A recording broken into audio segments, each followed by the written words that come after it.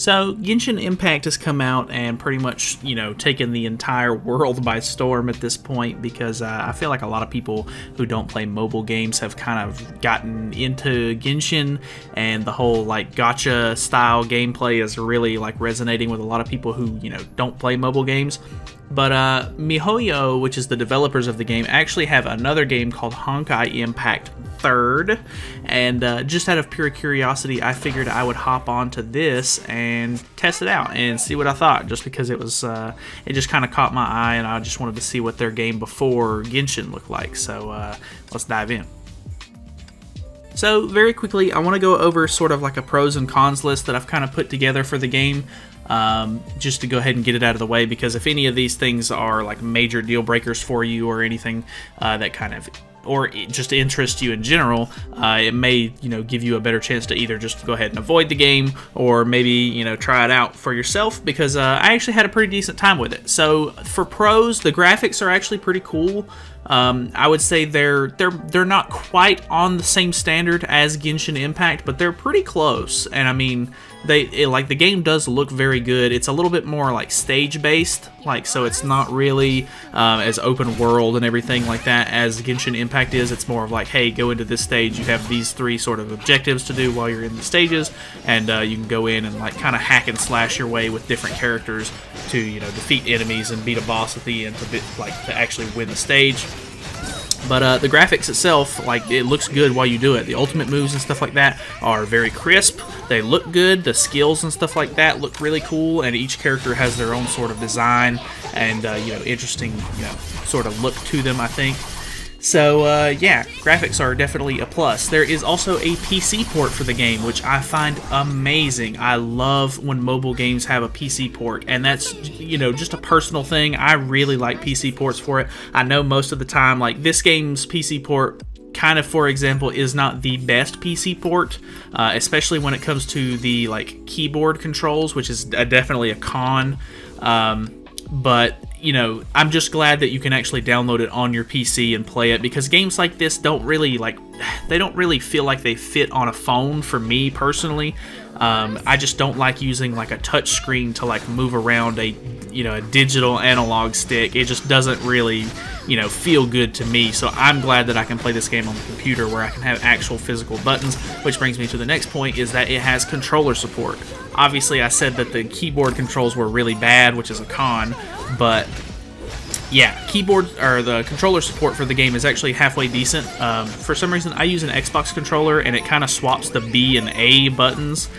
So I use B to accept stuff and click on things, and I use A to back out, which is a little weird, but as long as I'm not actually looking at the controller, I don't ever notice the issue.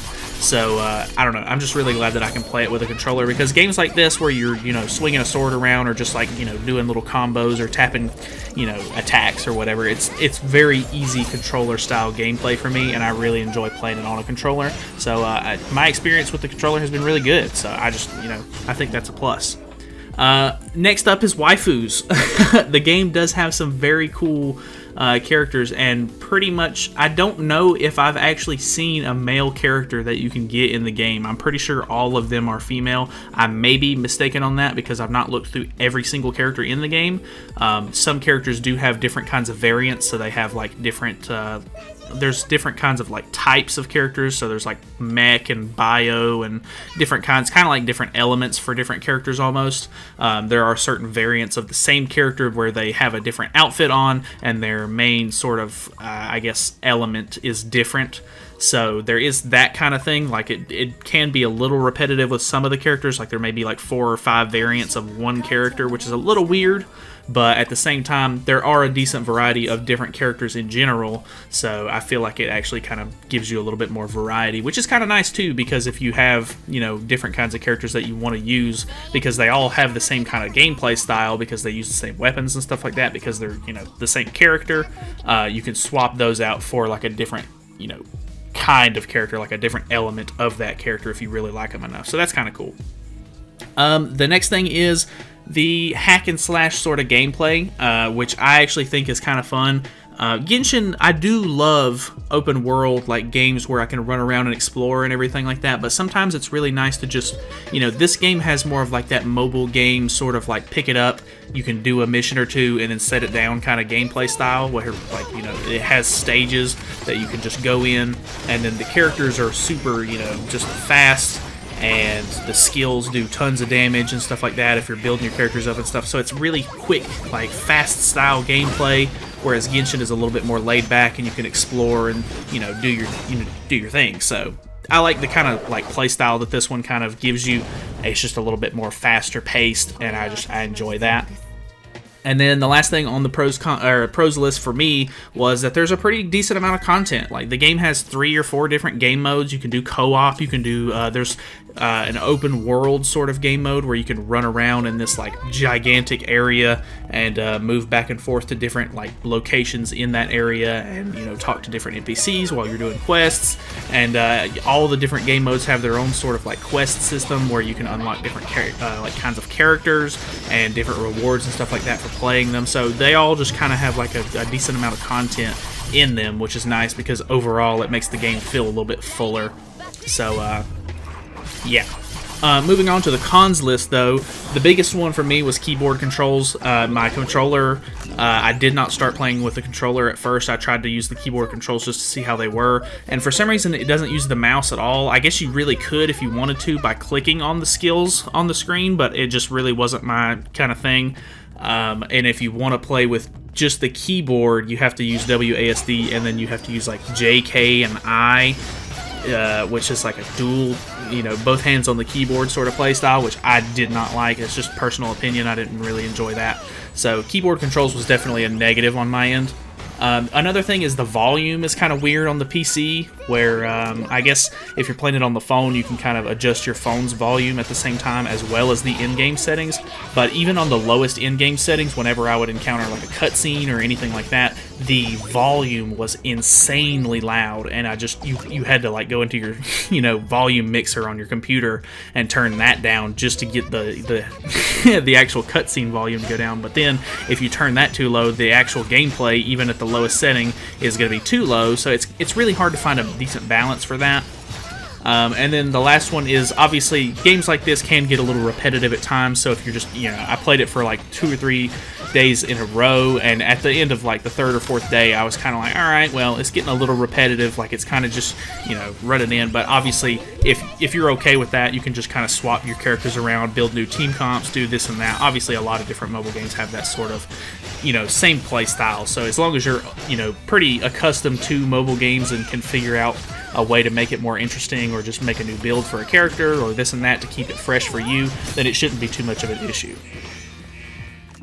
So after getting past all of that, I mean, there is a lot to kind of take in there, but the last thing to go over is kind of the gacha system, or summoning, if you will. Obviously, Genshin has this sort of summoning thing, which I think a lot of people that are just playing it on the PC are kind of new to.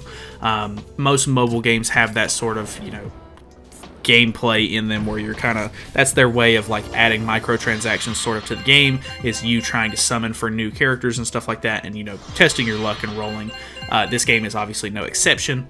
The only thing to note here is that it does have the same sort of like pity system that Genshin has as far as like the 5-star system goes. So on Genshin, if you go all the way to 90 pulls, I think it is, you get a guaranteed 5-star if you haven't pulled one already.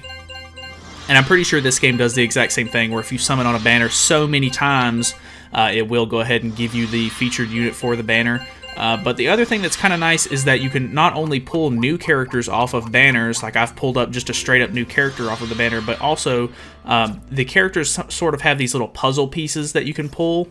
And like, you can pull a small amount of them, but if you pull so many of those puzzle pieces, you can actually just unlock the character that way. So if you're not lucky enough to pull the character straight up, you can maybe get lucky enough to just pull enough puzzle pieces to go ahead and unlock a character that way, which is kind of nice. I thought that was pretty cool. And yeah, so I don't know. I thought the game was actually kind of cool. I enjoyed, you know, running through. The story was actually pretty decent. Just running through, it didn't get super, like, it wasn't super hard, but at the same time, it was like a fun, like, sort of like hack and slash sort of, you know, run through and beat up all these like crazy monsters with your crazy attacks. I really enjoyed some of the characters' different play styles and stuff like that. So if you're interested at all in it, or you just like Genshin or want to try it out, obviously it's free to play. You can download it off of their website or whatever, or you can download it on your phone if you want to play it on the phone. So that is basically it. Thank you guys so much for watching. Feel free to subscribe for more content in the future, and yeah, see you guys in the next video.